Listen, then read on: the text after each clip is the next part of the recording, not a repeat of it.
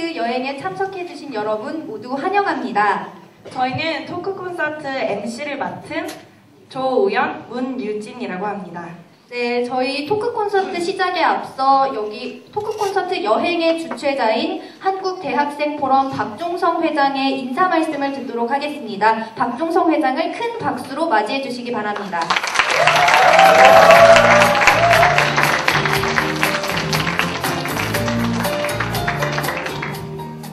안녕하십니까. 안녕하세요. 네, 정식으로 인사드리겠습니다. 한국대학생포럼 회장 박종성입니다. 반갑습니다.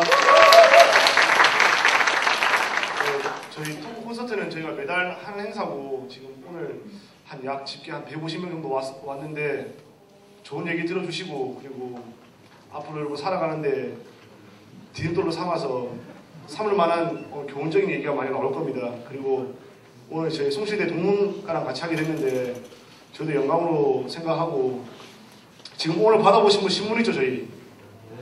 저희가 노력해서 만든 신문인데 한국대학생포럼은 이런 행사뿐만 아니라 여러 가지 행사를 하고 있는데 그 중에서 하나 중에 또 저희가 스쿱 신문을 만들고 있는데 지금 기자가 필요합니다. 와주세요.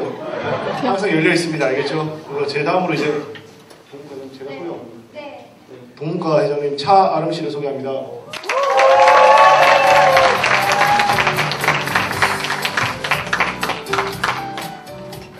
안녕하세요. 저는 동아동문학과 학생회장 10학번 차아름입니다. 네, 토크 콘서트라는 좋은 프로그램을 저희 학과 선배님이신 박원상 선배님과 함께 할 수 있어서 정말 기쁘고요. 네, 좋은 프로그램 같은데 막 이전에 엄홍길 씨나 뭐 김태원 씨 등등 여러 학교와 했던 것 같은데 초창기에 저희 학교도 할 수 있어서 좋은 것 같고요. 앞으로도 여러 학교와 더 좋은 프로그램 할 수 있었으면 좋겠습니다. 감사합니다.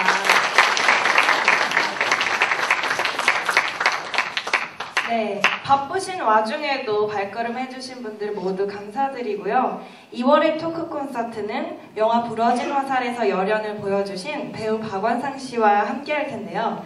그 전에 저희 여행의 동방자이신 세계적인 비보이 팀 익스트림 크루의 무대로 토크 콘서트 시작하려고 합니다. 네, 먼저 익스트림 크루의 비보잉 영상을 보시도록 하겠습니다. 큰 박수로 맞이해 주시기 바랍니다.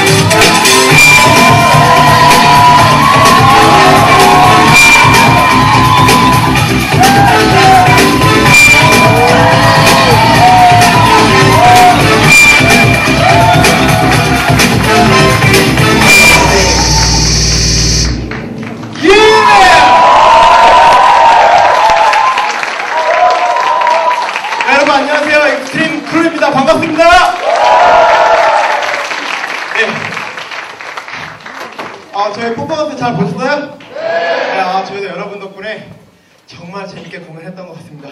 아, 여러분 되게 반갑고 이렇게 뜻깊은 자리에 이렇게 저희 모셔주셔서 네, 정말 영광스럽게 생각하고요. 저기 이제 조명은 켜주셔도 되세요. 이제 정말 즐거운 시간을 보낼 거기 때문에 예. 그리고 뒤에도 좀 올려주셨으면 하다가 저 갈비뼈 맞아가지고 좁아가지고 살짝 민망한 부분이 있어서 제가 한 대 맞고 민망해서 여러분께 박수를 유도한 거였어요. 네,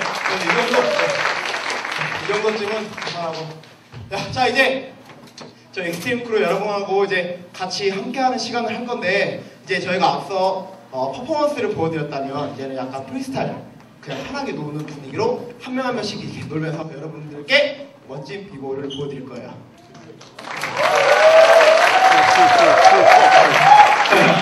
네, 좋습니다. 자, 그럼 한번 놀아볼까요? 네. 한번 놀아볼까요? 오케이, 음악 주세요. Tonight, ladies and gentlemen, Super DJ. DJ M-I-N-S-A-N-G.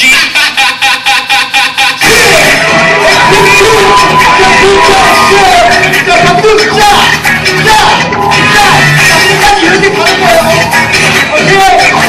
자, 첫 번째로 비보이 라이브!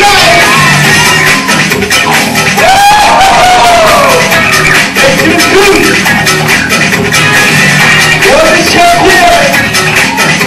자, 한국에 사는 비보이! 비보이 라이브! 우후! 예!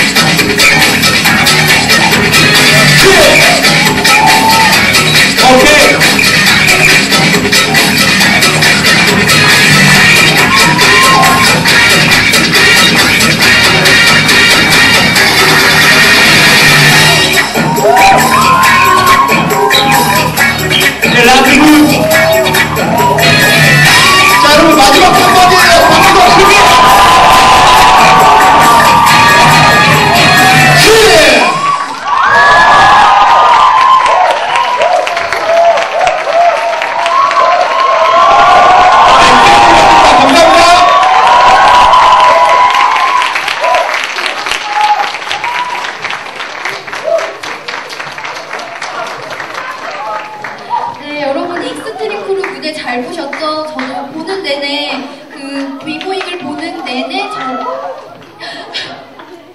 제가 너무 흥분을 해서 익스트림 크루의 무대를 보는 것만으로도 에너지가 이렇게 충족이 되는데 이 에너지, 기쁜 에너지의 기운을 모아서 오늘의 게스트 박원상 씨를 소개하도록 하겠습니다. 먼저 박원상 씨에 대한 영상을 보도록 할 텐데요. 다시 이렇게 큰 박수로 맞이해 주시기 바랍니다.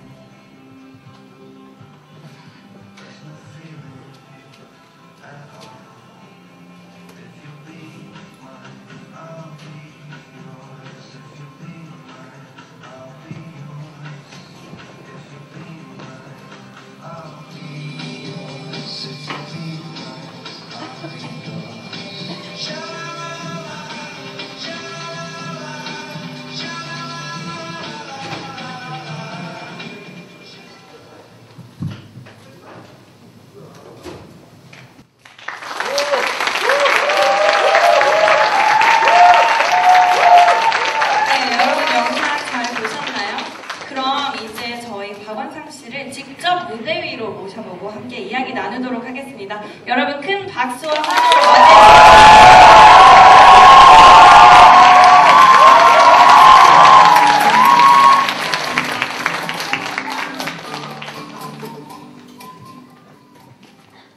네, 안녕하세요. 저희 토크 콘서트 여행에 와주신 거 정말 감사드리고 환영합니다. 네. 얼마 전 영화에서 뵌 분을 이렇게 실제로 보니까 너무 잘생기셨죠? 네. 복 받으실 거예요.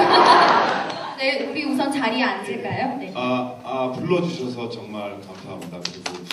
그리고 모교에서 또 이렇게 뵙게 돼서 더 반가운 것 같습니다. 앉겠습니다. 네, 박원상 씨께서도 말씀하셨듯이 이렇게 모교인 숭실대학교에 오시니까 감회가 새로우실 것 같네요. 또 그 도거동문과 후배들이 또 지켜보고 있으니까 기분이 참 좋으실 것 같은데 그런 추억들에 대해서 이야기하시기 전에 먼저 요새 많이 바쁘시죠? 안 바쁩니다.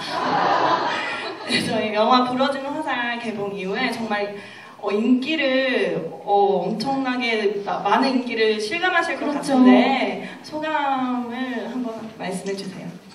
소감이요?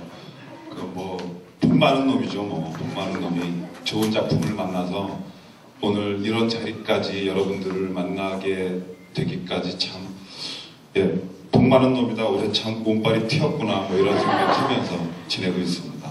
네. 너무 짧았나요?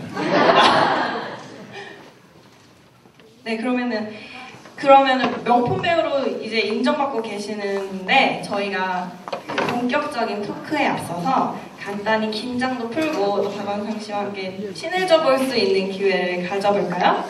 네, 우선 저희가 간단하게 퀴즈를 하나 드릴 거예요. 되게 쉬운 퀴즈인데요. 이 퀴즈가 쉽기도 한데 맞히시면 저희가 영화 예매권을 드립니다. 네, 그럼 먼저 첫 번째 문제 드릴까요? 네, 첫 번째 문제입니다. 다음 중 박원상 씨가 출연한 영화가 아닌 것은 보기가 정말 쉬우니까 손을 빨리 손 드셔야 들어주세요. 될 것 같네요.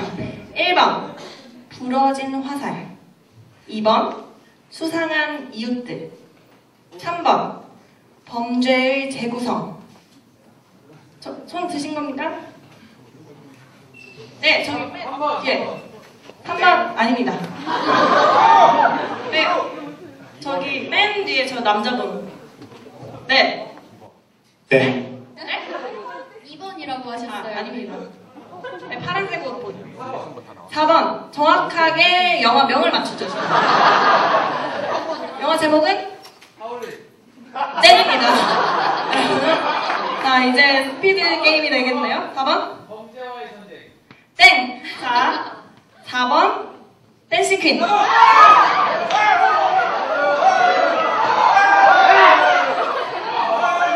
저기 일어서신 용기 있는 여자분. 예, 정답입니다. 네, 박원상 씨께서 워낙에 많은 영화에 출연해 주셨기 때문에 저희가 보기를 고르는 게 쉽지 않았는데요. 정답은 4번 댄싱퀸이었습니다. 이제는 맞추기 어려운 문제였어요. 맞추신 분 용하신 거예요. 네, 저희가 영화 예매권 드리도록 하겠습니다.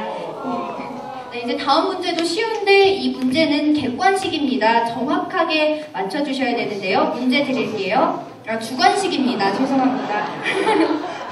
네, 이 문제도 몸풀기용이라고 할 수 있는데요. 드리겠습니다. 박원상 씨께서 부러진 화살에서 맡으신 역할의 이름은 무엇일까요?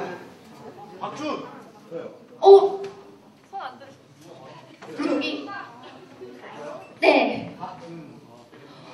네, 정답입니다.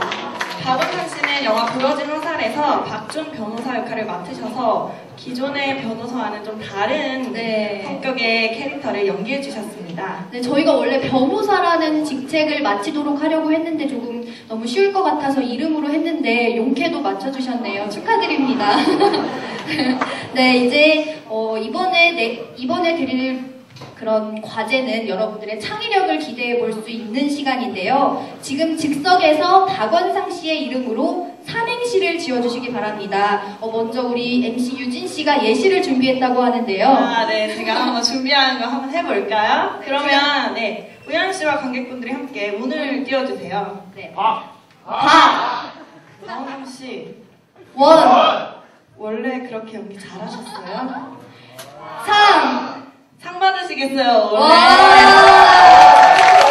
감사합니다.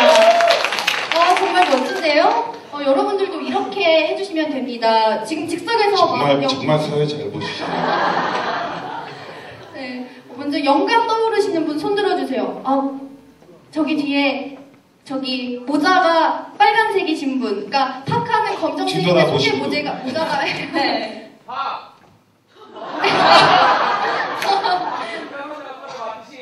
원, 원상 배우 어르신 삼, 상당히 잘생겼습니다요. 와. 네, 성의력이 넘치시는데요. 또 아까 다른 3번이라고 하셨었죠? 다 기억하고 있습니다. 네, 여기 남자분 안경 쓰신 남자분. 박원장 씨, 원래 그렇게 잘생기셨습니까? 상상 그 이상이십니다. 와, 다 잘생겼다고 답변을 해주셨어요. 또 다른 저희가 이제 박원상 씨께서 가장 마음에 드는 삼행시에 선택되신 분은 또 영화 예매권 드릴 거니까요. 제가 골라야 돼요? 네, 골라주시면 왜 그런 돼요. 어려운 질문을 또 파란 옷 입으신 분. 박원상은 와. 원래부터 상급 배우였다.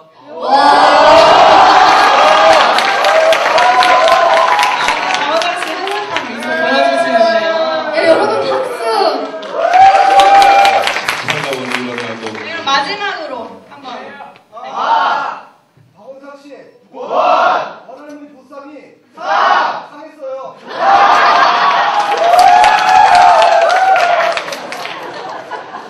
아무 의미도 없고.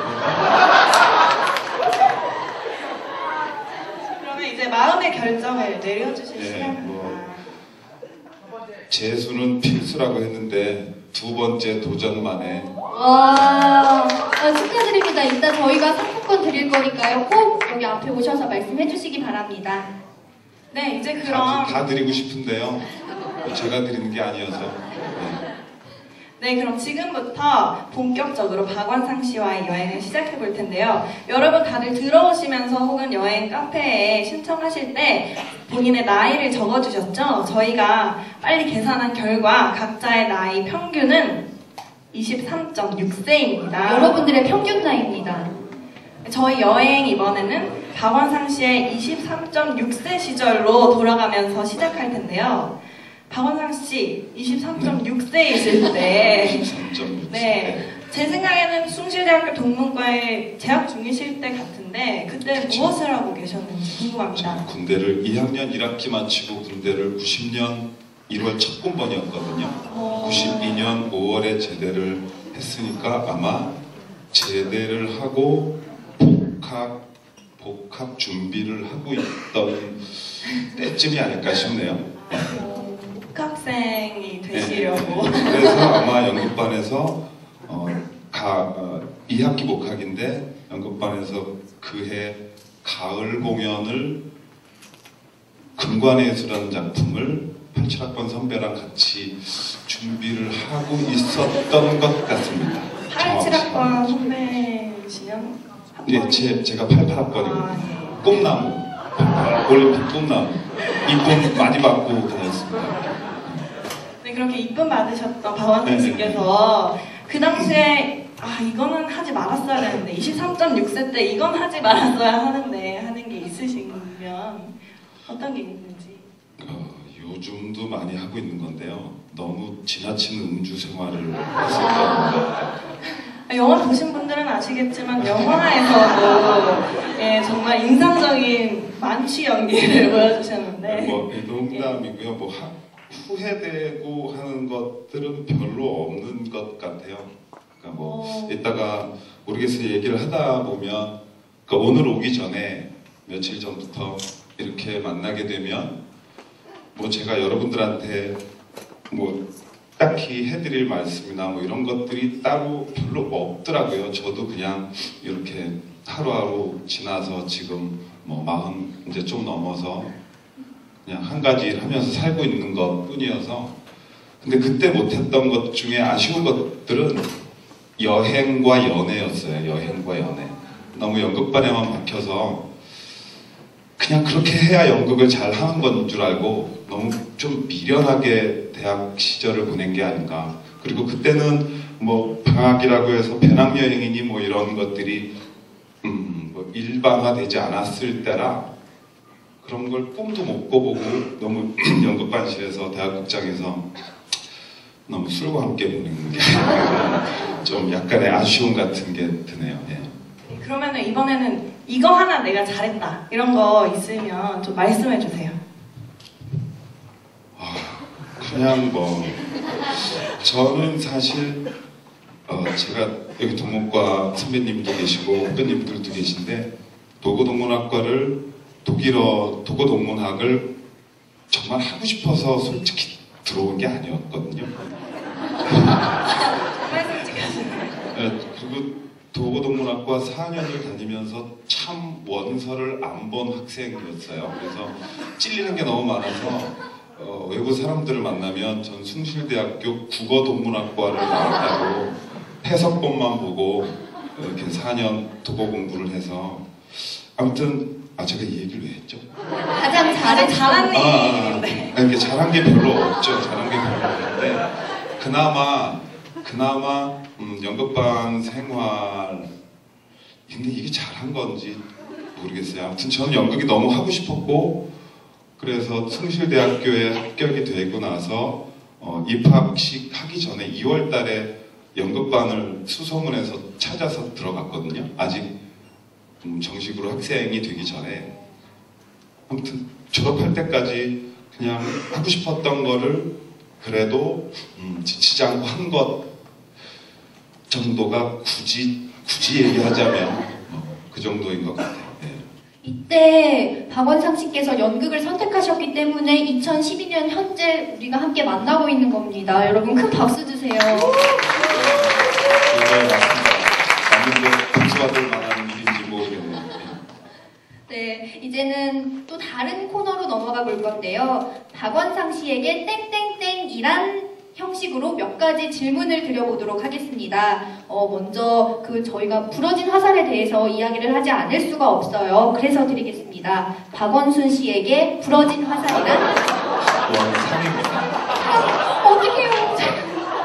요즘 박원순 시장, 서울시장 네, 대비 때문에 제가 강모 사람 뭐 이런 저런 사람들 때문에 인터넷 검색하면 박원순 아들 박원순 이렇게 많이 뜨더라고요. 이해합니다. 아니 제가 조금 전에도 유진엠 씨랑 같이 그 병역비리 얘기를 막 했었거든요.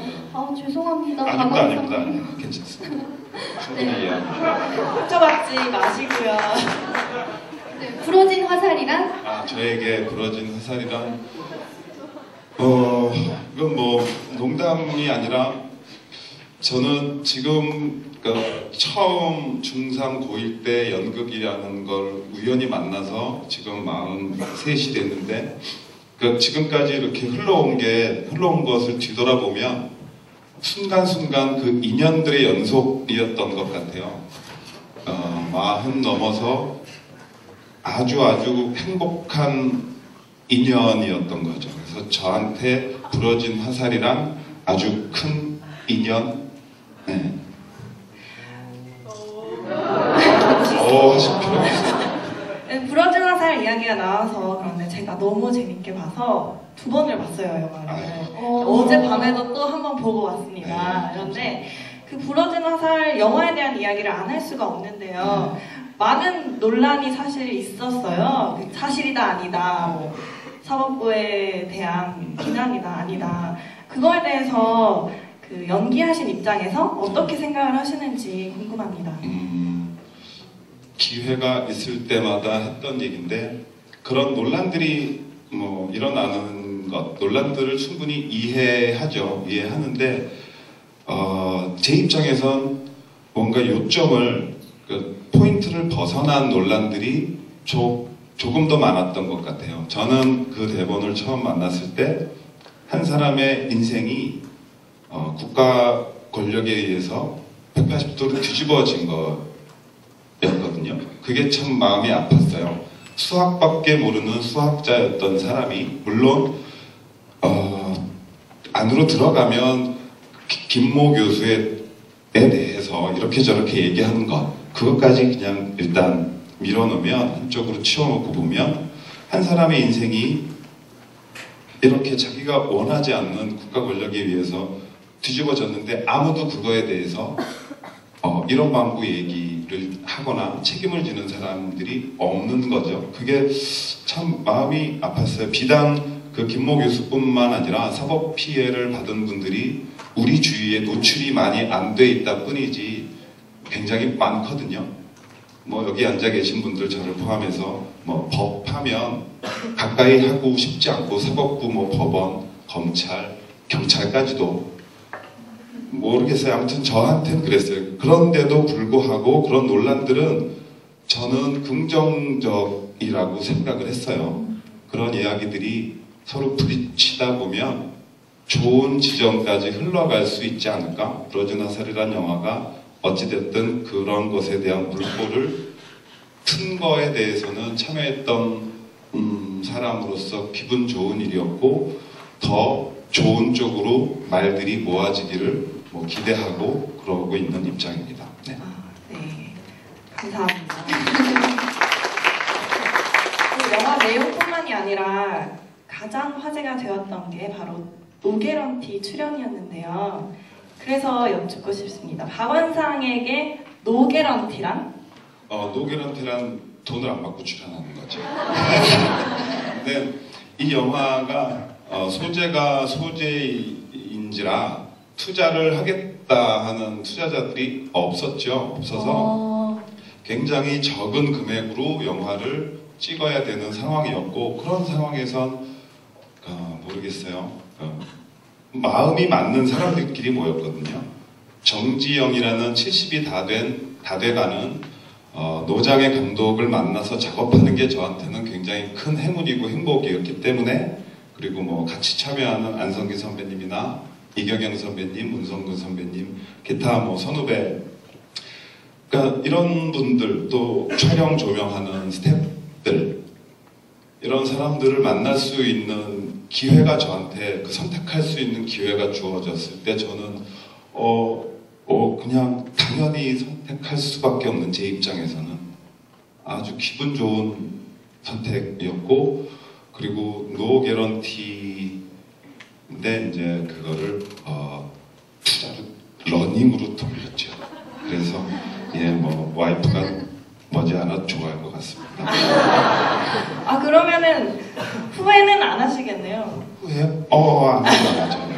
아, 전혀 후회하지 않는 선택이에요. 그 전에도 저예산 영화들을 몇 편 같이 작업했던 경험들이 있는데 완성이 됐는데 그 영화를 관객분들과 만나기가 영화 시장이라는 게 굉장히 어렵거든요. 거의 불가능에 가까워요. 아까 보기로 나왔던 수상한 이웃들이라는 영화도 박대박이라는 영화를 찍었던 감독님이 한 10년 만에 그것도 한 5억을 가지고 만든 영화였는데 개봉을 했는데 흔히 말하는 퐁당퐁당이라든가 관객들이 잘 안 오는 타임에 걸어놓고 관객들이 안 들어오면 극장주는 바로 영화를 내려버리거든요. 그러니까 주변 사람들이 네 영화 보러 왔는데 영화가 없어 라는 얘기를 많이 들었어요. 그러니까 그런 경험들을 많이 했기 때문에 부러진 화살은 좀 제대로 관객을 만날 수 있는 영화였으면 좋겠다 하는 기대가 컸었죠. 근데 생각했던 것보다 너무 큰 반향, 너무 큰 관심, 사랑을 받아서 그런데 이게 사실은 정상적인 게 아니거든요.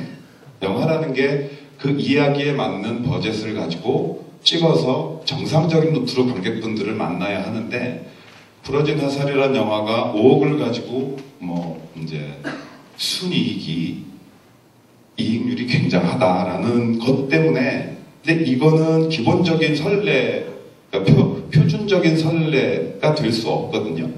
근데 벌써 몇몇 제작자들은 5억을 가지고 영화를 찍어라 23회차에 라는 것들이 나오는다는 얘기를 들으면 참여했던 사람으로 좀 마음이 아프죠. 그러니까 5억이라는 예산이 적은 돈은 아니지만 영화 한 편을 만들기에는 턱없이 부족한 돈이거든요.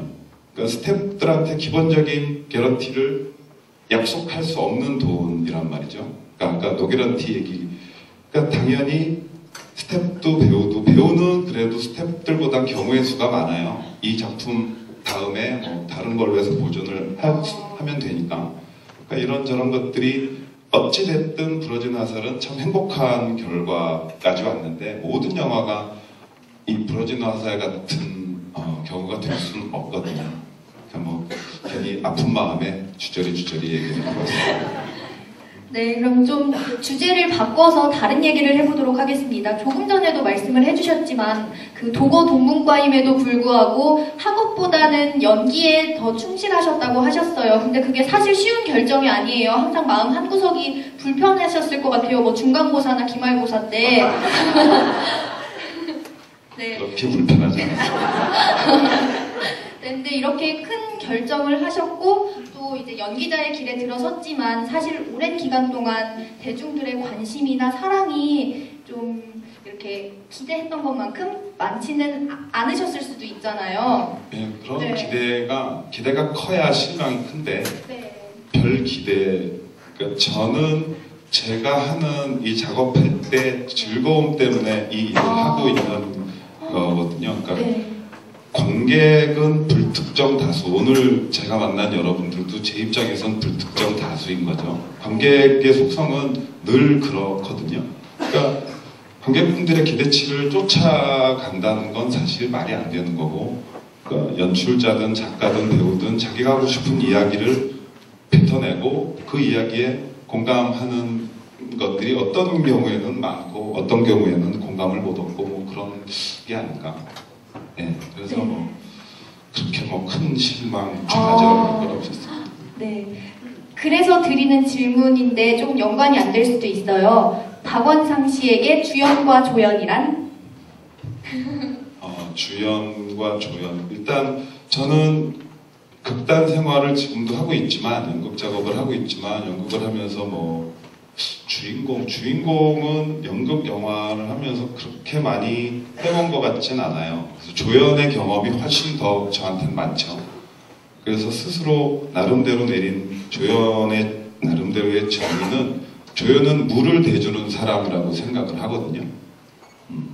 그 물을 정말 충실히 해피하게 물을 잘 대줘야 그 열매도 잘 맺을 수 있는 게 아닌가. 조연은 그렇고 주연은 이제 바꿔 얘기하면 그 물을 잘 받아서 먹어야 하는 그런 존재겠죠. 네. 잘 모르겠어요. 좀 더 해봐야 이제 뭐 10년 조금 더 했는데 좀 더 해봐야 좀 알지 않을까. 네, 이 얘기를 들어보니까 박원상 씨가 천상 배우다라는 생각이 듭니다. 근데 박원상 씨 입장은 그런데 가족들 입장에서는 내 가족이 그래도 주인공으로 나오는 영화를 보고 싶어하지 않으셨는지. 늘 그렇죠. 특히 이제 제가 2녀 2남의 막내인데 아직도 제 어머니는 어머니가 이제 또 다리를 다치셔서 제가 영화를 찍으면 아버님이랑 늘 극장에 가서 저 모르게 보시고 관객이 별로 없더라, 뭐 요번 건 관객이 좀 많다, 뭐 이렇게 전화를 해주시는데 요 몇 년 새에는 몸이 불편하셔서 잘 못 가시니까 드라마를 했으면 드라마 출연 계획은 네, 없으세요? 뭐 드라마도 많이는 안 했지만 근데 제가 주로 하는 게 했던 게 OCN이라는 케이블 채널 드라마를 하면 그건 11시에 방송을 하거든요. 그러니까 70이 넘은 어머님이 보시기에는 너무 힘든 시간대죠. 저희 어머니는 저한테 아침 드라마를 말하는데 그렇게 마땅한 아침 드라마를 만나기도 쉽지 않고 지금은 예전에는 TV 드라마라는 TV 작업에 대해서 편견도 솔직히 있었는데 지금은 굉장히 많이 생각이 바뀌었고 그래서 기회가 되면 뭐 어머님의 기쁨을 위해서라도 아침 드라마를 해야죠. 저희도 기대하겠습니다. 아침 드라마에 나오시면 어머니들의 대통령이 되지 않을까 싶네요. 마트에 가면 아주 환영을 받습니다. 네, 이제 연기자로서 연기를 하다 보면 다양한 캐릭터를 연기를 하게 되는 거잖아요. 이제 그러다 보면 많은 사람들의 인생을 살아볼 수 있다는 장점이 있지만 또 행복하지 않은 역할, 또 우울한 역할, 그리고 악역을 조금 많이 하셨잖아요. 그러다 보면 심적으로도 불안할 수도 있고 이렇게 괴롭다는 생각이 들 수도 있을 것 같아요. 어떻게 생각하시나요? 그럴 수 있죠. 그러니까 역할에 빠지다 보면 근데 그 부분보다 아무튼 저는 영화의 데뷔작이 96년도에 임순례 감독님의 새 친구라는 영화였습니다. 거기에 한신 출연을 했었는데 그 첫 영화에서의 캐릭터가 폭력 고참이었어요. 주인공의 한쪽은 귀가 멀었는데 사회에서의 폭력 때문에 한쪽 귀가 멀었는데 군대에 와서 저를 만나서 마저 한쪽 귀의 청력을 잃어버리게 되죠. 그 역할을 제가 했는데 첫 스타트가 그러해서인지 그리고 또 4년 후에 임순례 감독님을 다시 만나서 와이키키 브라더스라는 영화를 찍게 되는데 거기서 올겐 건반 주자인데 바람기가 다분한 친구 여자까지 이렇게 넘보는 그 역할을 하고 나니까 영화는 아무래도 이미지 캐스팅 이렇게 반복되는 것들이 많거든요. 그러다 보니까 범죄의 재구성까지 와서 뭐 제비 그 이미지들이 좀 컸죠. 그런데 연기하는 제 입장에서는 훨씬 편해요. 그게 그러니까 저랑 닮아 있어서가 아니라 그러니까 저는 그래요. 연기를 할 때 저보다 저랑 멀리 있는 캐릭터는 오히려 마구 해볼 수 있으니까 막 가볼 수 있으니까 연기하는 입장에서는 도전 의식도 생기고 연기하는 재미도 있고 맛도 느끼고 하는데 많은 분들이 안 보신 영화 중에 안녕형아라는 영화가 있었습니다. 배종옥 선배님이랑 부부로 나와서 제 아들 큰아들이 이제 소아암 말기 환자 그러니까 환아를 둔 아빠 역할이었는데 그 작품을 하면서 굉장히 힘들었어요. 처해 있는 입장이 큰아이가 아프다 아프지 않다 그거 빼놓고는 저도 두 아들을 키우고 있는 아빠 입장이기 때문에 굉장히 조심스럽고 그 역할, 그 캐릭터의 감정에 다가가는 게 너무 고통스럽더라고요. 그 배종옥 선배님도 마찬가지고 저도 그렇고 그 영화를 끝내고 참 힘들었던 기억이 있어요. 그래서 모르겠어요. 앞으로 또 저랑 비슷한 그런 성격의 캐릭터를 모르죠. 배우는 누군가가 저를 이렇게 픽업을 해줘야 연기를 시작할 수 있으니까 또 비슷한 역할을 저한테 제시를 한다면 좀 많이 고민하지 않을까. 그 선택을 받아들이기 때까지 그런 생각이 있네요. 네, 저희 계속 영화 얘기만 하고 있는데 사실 영화에 많이 출연하신 걸로 알려져 있고 저희도 그렇게 알고 있지만 데뷔는 극단으로 데뷔를 하셨고 또 얼마 전에는 또 서울노트라는 연극에도 출연을 하셨어요. 그래서 여쭈고 싶은 것이 박원상 씨에게 연극이란 그리고 또 영화란 어떤 의미를 지니는지 궁금합니다. 네, 저한테 연극은 제가 막내로 생활하면서 2살 위에 형이 있었는데 형이랑 초등학교, 중학교, 고등학교까지 같은 학교를 다녔어요. 형은 공부를 잘했어요. 저는 상대적으로 못했어요. 근데 중학교 때부터 학교를 가면 선생님들이 제 이름이 원상인데 제 이름을 불러주는 게 아니라 누구 동생, 누구 동생.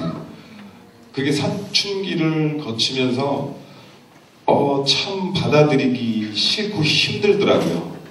그래서 위에 형제, 누나, 형이 못하는 게 뭐가 있을까? 이 사람들하고 다른 거를 해보고 싶은데 나는 형이랑 공부를 해서는 게임이 안 되니까 그냥 그것도 굉장히 소가리만 하고 있었죠. 굉장히 내성적인 놈이었는데 그러다가 우연히 학교에서 단체 관람 가는 공연 말고 소극장 연극 티켓을 얻게 됐어요. 그래서 제 기억에 중3인가 고1 때 지금은 공연을 안 하는 극장인데 안국동에 가면 현대본사 옆에 공간사랑이라고 흑벽돌로 된 건물이 있는데 거기서 관객모독이라는 연극을 처음 혼자 가서 본 연극이었거든요.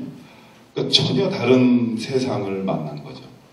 근데 막 하고 싶다라는 생각이 처음부터 든 게 아니라 전혀 다른 세상을 정말 본 거예요. 제 뒤에 김수철 아저씨가 관객으로 앉아 있었고 야 이런 세상이 있구나라고 막연히 알게 됐던 것 같아요. 그 이후에 초대권을 예전에는 집 앞에 레코드 가게나 이런 데서 연극 예매처 역할을 했었었는데 그 레코드 가게 누나를 사귀어서 그 누나가 저한테 스폰서가 된 거죠. 그러니까 제 후주머니에 늘 공연 초대권이 있었어요. 그래서 자율학습을 땡땡이 치면서 열심히 공연을 보러 다니고 그러면서 자연스럽게 만나게 된 게 저한테는 연극이고 지금까지 그 자연스러운 게 지금까지 흘러온 것 같아요. 그래서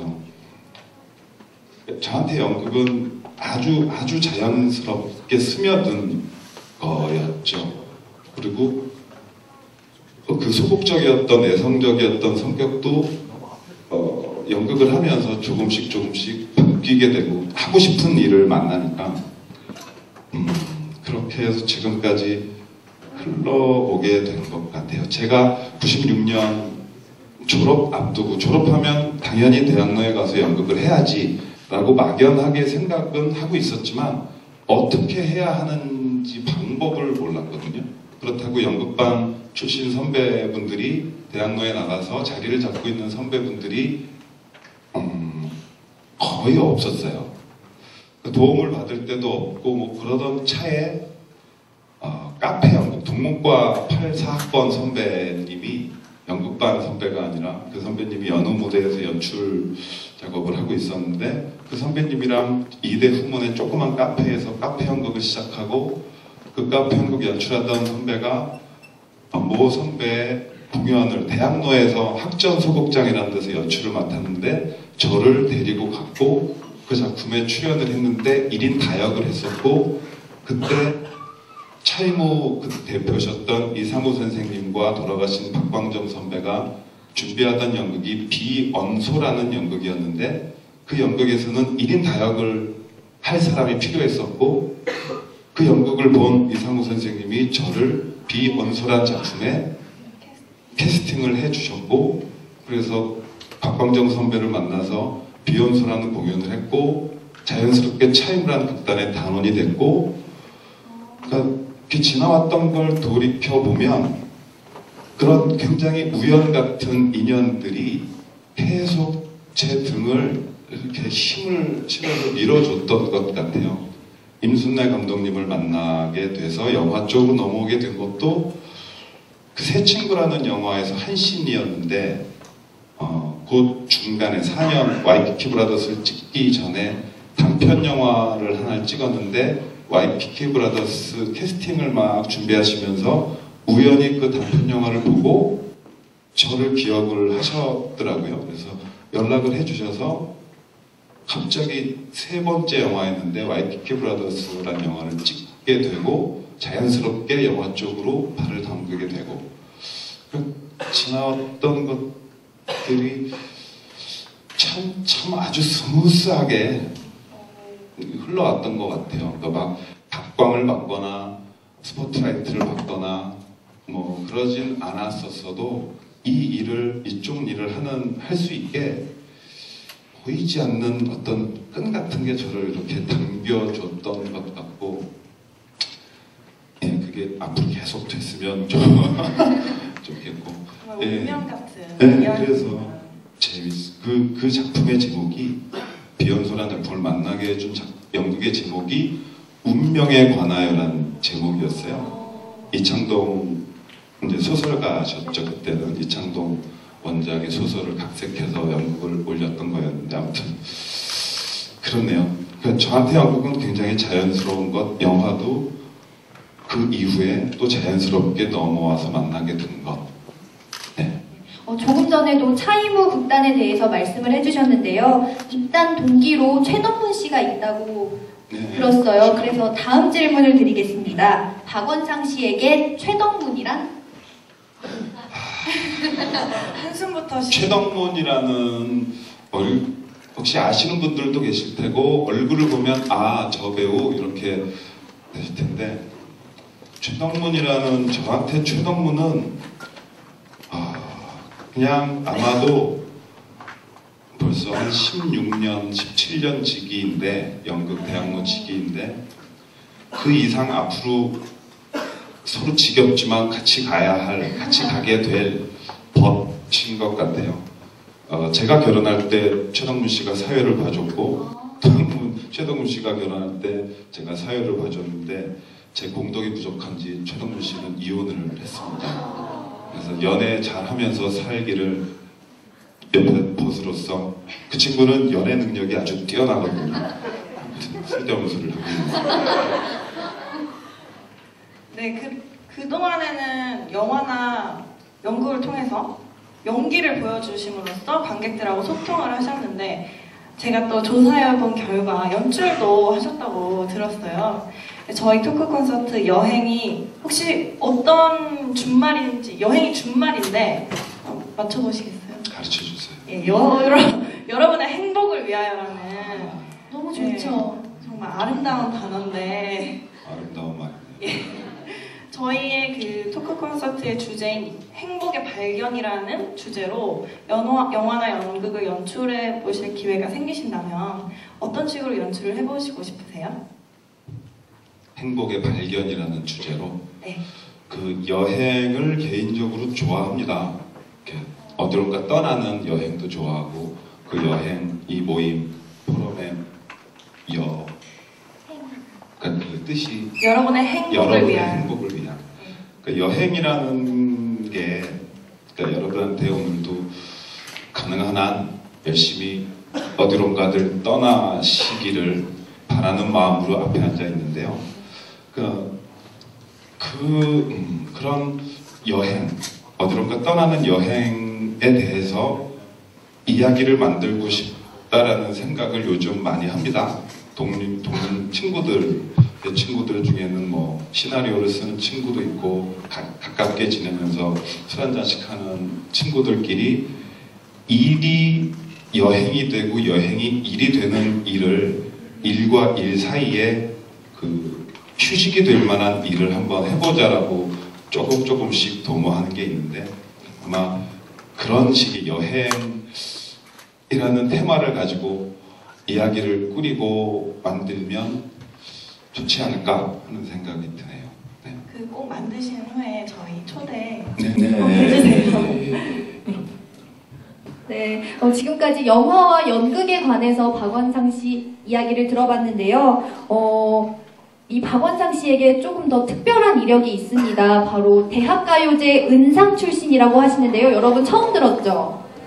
네, 이게 되게 특이한 경력이에요. 은상이면 2등이죠? 대상, 금상, 은상, 동상이죠. 네. 등수가 중요한가요? 네, 그래서 질문 드립니다. 박원상 씨에게 대학가요제란?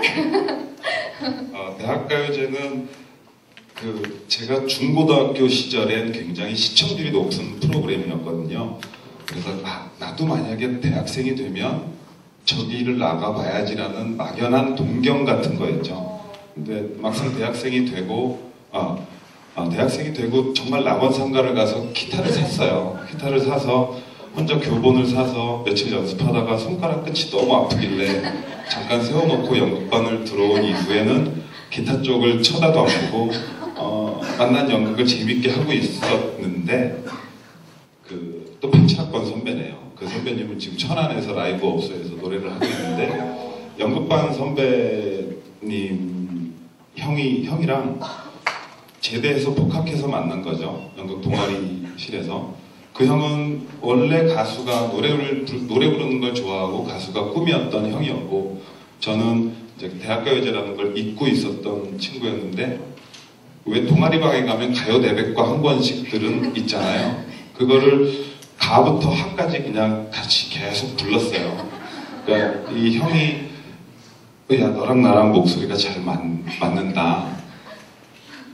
살짝 꼬신 거죠. 그래서 강변가요제 93년도 강변가요제를 둘이 나갔다가 보기 좋게 떨어지고 기왕에 떨어질 거면 그때 강변가요제는 건전가요 같은 노래를 들고 나갔었거든요. 제목도 친구에게 이런 거였는데 대학가요제까지만 나가보고 떨어지면 우리 관두자 해서 나가게 된 거죠. 우리는 전 블루스 음악을 잘 모르지만 난 블루스를 좋아해 형. 블루스풍의 노래를 만들어줘. 해서 만든 게 아무 말도 말아요인가 하지 말아요인가 그런 제목이었는데 은상을 탔더니 MBC에서 보도국 국장실로 이렇게 수상자들을 부르더라고요. 시청률이 안 나온다고 담당 PD를 우리 앞에서 막 혼내더라고요. 그 국장님께서. 그러면서 우리 노래를 지칭하면서 뽕짝이라고 표현을 하더라고요. 우리는 블루스라고 불렀는데 그분 귀에는 뽕짝으로 들렸나 봐요. 네, 전 뽕짝도 좋아합니다.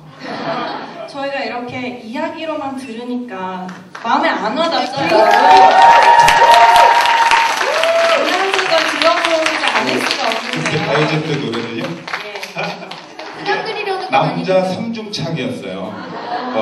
여기 계신 대부분의 분들은 모르실 텐데 서강대에 에밀레라는 노래팀이 아시죠?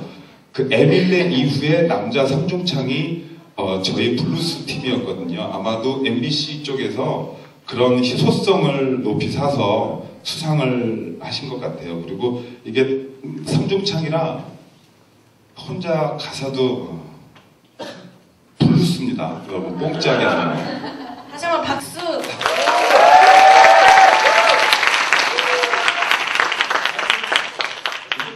에코 필요 없습니다. 이거 참 후들거리고. 그때 사실 우왕청심한 반개 먹고 본선 무대에 섰었는데 어둠이 벌써 밀려왔나 그대는 이미 떠나버렸네.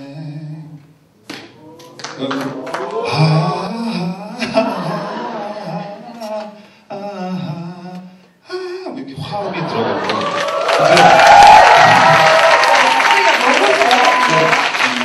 문제는 대학가요제는 생방이거든요. 근데 제가 너무 긴장을 해서 제 끝에 있는 친구의 파트를 불러버린 거예요. 그랬더니 이 친구가 내 파트를 왜 네가 불러? 하고 이렇게 쳐다보는 게 클로즈업 샷으로 그냥 방송에 나가버린 거죠. 그 친구가 시침 뻑 따고 있었으면 아무도 몰랐을 텐데 다들 알아버렸죠. 우리가 뭔가 실수했구나. 그럼에도 은상을 준 건 그 희소성 때문이라고 생각합니다. 노래를 너무 잘하셔서. 네, 잘하셨으니까 네. 받은 거겠죠. 아무튼 상금 받아서 적자였던 기억은 있습니다. 아니 상금이 왜 적자가 됐나요? 술을 이렇게 사줘야 되니까요. 술턱, 이렇게 상 받은 턱을 아무 생각 없이 막 하다가 보니까 적자더라고요. 씁쓸한 기억입니다. 네, 이제 땡땡땡 코너를 마무리하고 방청객분들의 사연과 고민을 들어볼 텐데요. 그 전에 오늘 오신 분들이 거의 20대가 대부분이고 또 저희 주제 특성상 행복에 대한 고민이 있으신 분들이 많이 있습니다. 그래서 질문을 번외로 드려보고 싶은데 20대와 행복, 그 관계 혹은 20대에게 행복이란에 대해서 여쭈고 싶습니다. 그건 너무 크네요.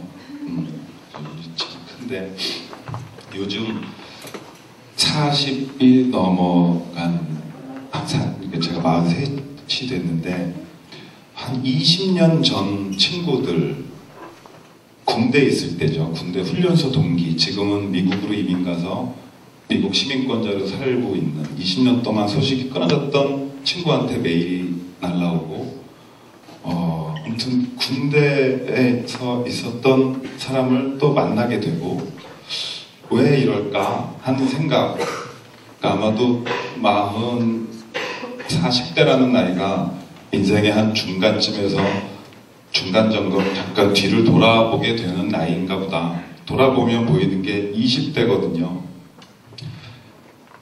아주 밝고 짧지만 정말 찬란한 시기죠. 짧고 찬란한 시기가 20대라고 생각하는데 아까도 뭐 잠깐 말씀드렸지만 20대가 그만큼 찬란한 만큼 불안함도 크고 그런 것 같아요. 그런 나이였던 것 같아요. 저한테도. 뭐든 할 수 있을 것 같은데 어떻게 무엇을 해야 할지 잘 모르겠고 그냥 저는 미련하게 연극해야지라는 생각이 있었음에도 불구하고 졸업을 앞두고는 굉장히 흔들리더라고요. 이거를 어떻게 해야 하지? 어디서 시작해야 하지? 그런 나이가 20대가 아닌가 싶습니다. 근데 뭐 그 또한 다 지나갈 것이긴 하지만 그 순간을 좀 이렇게 나름대로 재미있게 즐기셨으면 뭐 속없는 얘기처럼 들리시겠지만 오늘 이렇게 집에 제가 일산 사는데 일부러 일산에서도 시골입니다. 시골에서 대화역까지 쭉 한 30분 이상 걸어서 지하철역까지 가면서 들었던 생각은 잘 모르겠지만 제 느낌, 제 생각엔 요즘은 자꾸 서로가 닮아가 비슷해지려고 하는 게 아닌가. 그거를 또 사회가 종용하고 있는 게 아닌가. 그런 생각이 들더라고요. 사람은 어쩔 수 없이 다 다른데 여기 앉아 계신 여러분들도 다 다르고 형제지간에도 다른데 그러면 각자의 모습대로 다르게 살아가야 하지 않을까? 각자의 색깔들을 내면서 살아가야 하지 않을까? 부디 그렇게 각자 고유의 색깔들을 내시면서 살아가시면 좋지 않을까? 어차피 인생 한 번인데 뭐 있습니까? 그냥 하고 싶은 일 하시면서 힘드시더라도 화장실에 가면 남자 화장실은 소변 문대 앞에 이렇게 좋은 글귀들이 가끔 써 있거든요. 하고 싶은 일을 하는 것이 참 행복한 일이죠. 근데 그 밑에 하고 있는 일을 좋아하는 정확한 문장은 기억이 안 나는데 대충 의미는 그랬던 것 같아요. 그러니까 지금 하고 있는 일, 지금 놓여 있는 상황을 즐기라는 말이었던 것 같은데 쉽지는 않지만 적어도 그래 봐야 하지 않겠습니까? 네. 화이팅들 하시길. 그리고 알바 많이 하셔서 여행들 많이 가시길. 예. 네, 벌써부터 좋은 말씀 많이 들려주셨는데요. 이제 본격적으로 방청객분들의 사연과 고민을 들어보고 여러분의 행복에 대해 이야기를 해보도록 하겠습니다. 여러분이 다음 카페 토크 콘서트에 올려주신 사연 중 저희가 2가지를 채택을 했는데요. 우선 첫 번째 사연부터 들어보도록 하겠습니다. 유진 씨 읽어주시겠습니까? 네, 읽어드릴게요. 읽어주신답니다. 네. 안녕하세요. 서울에서 대학을 다니는 24살 대학생입니다. 많은 대학생분들이 그렇겠지만 청춘이라는 2글자에서 설렘보단 피곤함, 걱정이라는 단어를 먼저 떠올리게 되는데요. 어른들은 20대 너희들은 모든 것에 도전할 수 있는 나이라서 부럽다라고 하지만 실제로는 학점 문제, 취업 문제, 등록금 걱정 등으로 머리가 아프죠. 저도 알바 과외 2-3개씩 하면서 부모님한테 등록금 부담 주지 않으려 애쓰고 학점 잘 받으려고 공부하고 있습니다. 또 각종 대외 활동 및 자격증 공부도 하고 있는데 이러다 보면 하루가 어떻게 지나간지도 모르겠어요. 정신적으로 또 체력적으로 많이 힘들고요. 해야 하니까 하긴 하는데 힘들다라는 생각을 지울 수가 없네요. 이 토크 콘서트 여행에 참여하는 많은 분들이 저와 비슷한 고민을 갖고 계실 거라고 생각합니다. 그래도 나중에 하고 싶은 일이 있으니 꿈 하나 생각하면서 버티고 있습니다. 꿈이 있으면 그것을 이루는 과정이 힘들지 않다는 말이 있잖아요. 웃음. 여기 오신 모든 분들 지금 이 시간을 의미 있게 보냈으면 좋겠어요. 여러분 모두 꿈이란 단어에 설렐 수 있으면 좋겠습니다. 모두 화이팅! 이라고 보내주셨습니다. 사연 정말 감동적인데 감동적인 사연 보내주신 분께 한마디 해주신다면? 이미 아주 현명하고 좋은 답을 가지고 계셔서 잘 해 나가시리라 믿음이 생기네요. 그러니까 그럼요. 꿈은 꿔야 되는 거잖아요. 계속 꿔야죠. 그러다 보면 비슷한 길을 이렇게 가 있지 않을까.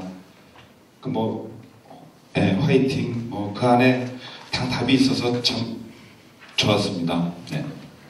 화이팅 하세요. 무엇인지 모르지만.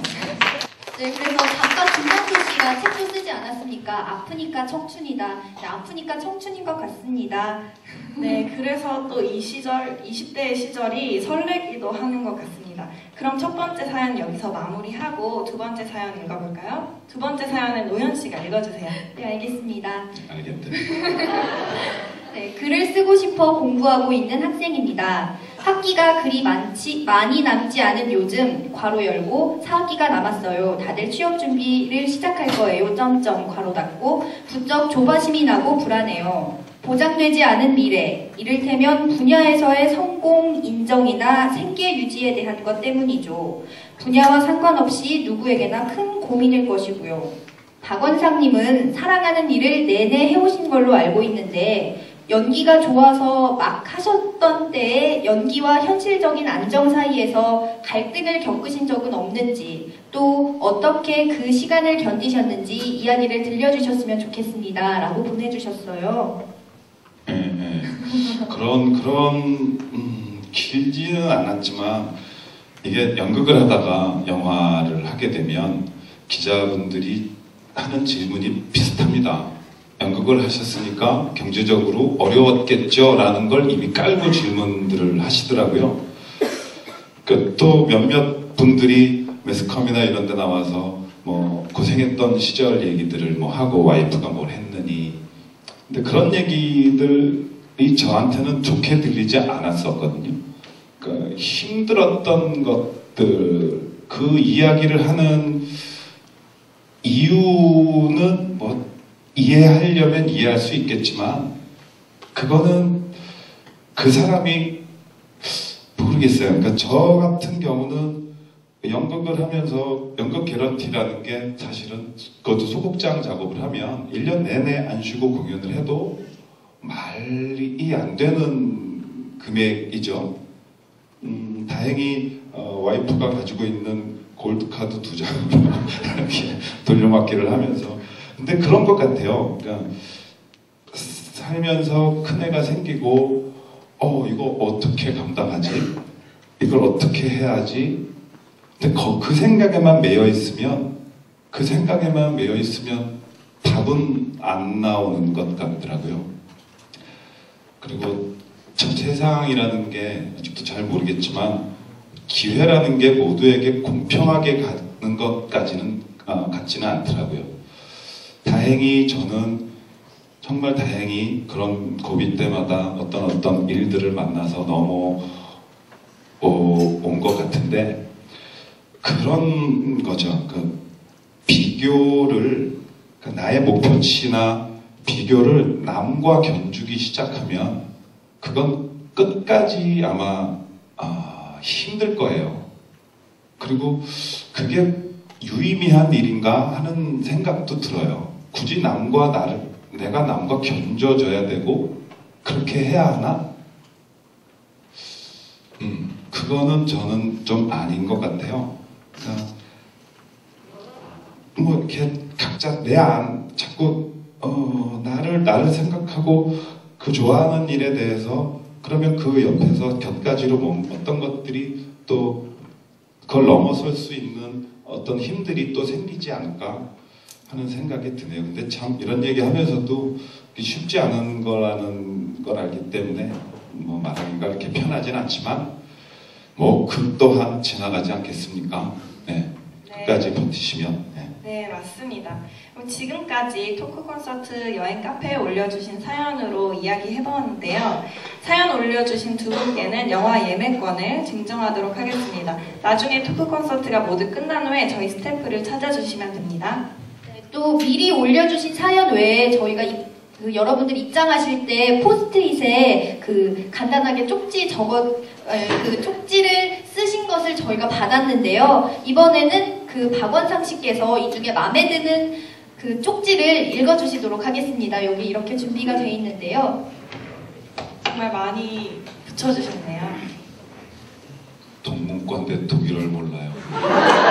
저도 그래요. 제가 분장실에서 이거 들고 계시느라 힘들겠다. 분장실에서 전에 이상우 선생님이 다른 사람들이랑 분장실에서 막 잡담을 하다가 야 박원상 너 독일어로 알이 뭐니? 계란 같은 알 있잖아요. 갑자기 생각이 안 나는 거예요. 아우 저 무식한 놈 알도 모르는 놈이라고. 지금은 압니다. 다스 아이죠. 다스 아이. 예. 뭐 독일어 뭐 열심히 하세요. 근데 굳이 학점만 빵꾸 안 나도록 잘 하시고. 명색이 대딩인데 고딩보다 키가 작아서 불려요. 네. 네. 뭐 어떻게 제가 해드릴 수가 없네. 법학과인데 영어가 너무 하고 싶어요. 아빠가 죽기 전까지 영어는 안 된다고 하는데 어떡하죠? 아버님을 빨리 돌아가시게 할 수도 없고. 극단적이가 아니고. 끝까지 설득 한번 해보십시오. 그리고 정말 진짜로 좋아하는 모습 그리고 그 일을 하면서 행복해하는 모습을 보면 자식 이기는 부모 없다고 하잖아요. 저희 부모님도 막내 자식한테 저거든요. 그러니까 그 일을 정말 해서 행복한 모습을 열심히 보여주시면 돌아가시기 전에 어떻게 하실 수 있지 않을까. 네. 술이 너무 약해요. 스마트폰이 없어서 카톡을 못해요. 연관성이 없잖아요. 두 마리. 성형수술 하고 싶은데 돈이 없어. 성형은 꼭 돈이 있어야 할 수 있나요? 협찬받지 않는 한 돈이 있어야 할 수 있습니다. 이쪽 판으로 넘어오세요. 열심히 해서 주목받으면 협찬 받으실 수 있거든요. 성형 받지 마세요. 그 뭐하러 성형을 받습니까? 자꾸 비슷해지려 하지 마십시오. 각자의 색깔이 있는 건데 저도 이 얼굴로 사실 배우 하기가 그렇게 편한 얼굴은 아니거든요. 얼굴 사이즈나 뭐나. 근데 어쩌겠어요. 저는 이런데 그냥 각자의 모습대로 사시길. 예. 내 꿈을 실현시키기 위해 난 무엇을 해야 하나. 스펙, 영어, 유학, 계속 연애의 끝이 나쁘다. 그래서 기억에 남지도 않는다. 난 제대로 된 사랑을 할 수 있어. 이거는 한 새벽 1시 반 2시에 일기장에 적어야 되는 거 아니에요? 고민은 좋은 겁니다. 계속 고민하십시오. 연애의 끝이 안 좋은 건 그거는 또 다른 경험을 해봐야 여행과 함께 20대인 여러분들 나쁜 연애 말고요. 자꾸 헤어졌다고 상심에 젖지만 말고 새로운 사람들, 새로운 친구들 많이 만나십시오. 부럽습니다. 합법적으로 연애할 수 있는 여러분들. 진로 문제. 뭐 하나만 더 할게요. 다이어트 1일째입니다. 벌써부터 먹고 불게 눈에 들어와요. 어떻게 해야 될까요? 하지 마세요. 하지 마세요. 1일째. 뭐 다이어트가 스스로를 보기 좋게 만들려는 다이어트라면 그것도 뭐 그렇게 찬성하지는 않아요. 그러니까 자기 건강을 위한 다이어트이기를 바랍니다. 그냥 뭐 여러분들보다 조금 나이 많은 선배의 잔소리처럼 들리시겠지만 후배들한테도 그런 얘기 많이 하고 저 스스로도 앞으로 이 일을 언제까지 할지는 모르겠지만 작업하는데 제가 더 이상 즐겁지 않거나 행복하지 않으면 저는 이제 직업을 터닝을 해야 되는 시기라고 생각하거든요. 그래서 두 번째 직업은 술집을 해야 되겠다는 생각을 하고 있는데 그냥 각자가 정말 다릅니다. 뭐 여기 선배님들도 계셔서 좀 외람되긴 하지만 자식을 두 아이를 키워보면 한 엄마한테서 나온 자식들인데도 다 달라요. 그러니까 사람은 어쩔 수 없이 다 다른 모양인가 봅니다. 여러분 다 다릅니다. 자꾸 옆에 친구 조금 나보다 잘나 보인다라는 건 어떤 기준으로 견준 건지 모르겠지만 대체적으로 이렇게 한 일직선으로 세워놓고 비교를 하니까 처져 보이고 그래서 힘이 빠지고 그래서 좀 답답해지고 그런 게 아닐까. 저 친구랑 내가 다른 게 뭔지 그래서 내가 가지고 있는 게 장점이 뭔지를 자꾸 이렇게 스스로를 알아가는 20대가 되시길. 알아가는 방법 중에 뭐 연애도 있고요, 여행도 있고요, 술도 있고, 책도 있고, 책. 저는 많이 안 봤는데 아무튼 책 얘기 괜히 했네요. 전공서적은 많이 안 봤지만 다른 책들은 이렇게 많이 본 것 같아요. 그렇지도 않고. 아무튼 원래 두서가 없어서 아무튼 고민들 많이 하시고 열심히 고민하시고 그러십시오. 네. 네, 좋은 말씀 해주신 박원상 씨께 박수 한번 부탁드립니다. 박원상 씨께서는 종종 팬분들께 남기는 글에 말미에 이만총총이라는 단어를 쓰신다고 들었는데요. 오늘 너무 아쉽지만 토크 콘서트 여행도 이만총총 해야 할 시간이 돌아왔습니다. 박원상 너무 아쉽죠? 진짜 아쉬워요. 방청객 같은 반응 아닌가요? 이거요. 박원상 씨 오늘 함께 하셨는데 저희와 함께한 토크 콘서트 어떠셨나요? 정말 제가 말주변도 없고 이렇게 남 앞에 서서 저는 연기를 하는 지금 현업이 배우이기 때문에 뭔가를 가지고 연습을 해서 하는 것에는 익숙하지만 이런 자리는 참 익숙하지가 않습니다.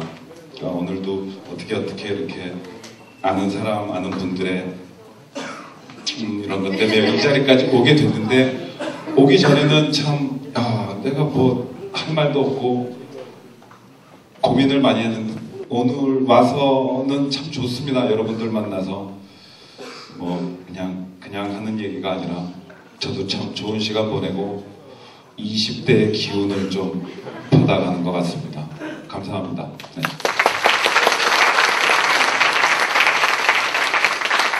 제가 토크 콘서트 짧은 경험이지만 지금 4번째 네 번째 진행을 하고 있는데요. 관객분들의 그 눈이 가장 초롱초롱했던 회가 아닌가 싶어요. 저도 되게 재밌었고요. 오늘 와주셔서 정말 감사합니다.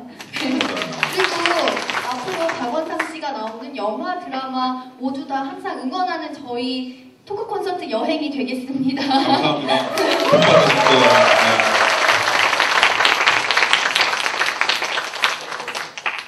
네, 그리고 여러분들도 오늘 참 행복한 기운 많이 얻어가셨을 거란 생각이 드는데요. 여러분들이 행복해야 저희도 행복합니다. 여러분들 오늘 이 행복 끝까지 간직하시길 바라고요. 저희는 3월 토크 콘서트 여행에서 다시 찾아뵙겠습니다. 여러분 모두 행복하세요. 행복하십시오. 감사합니다.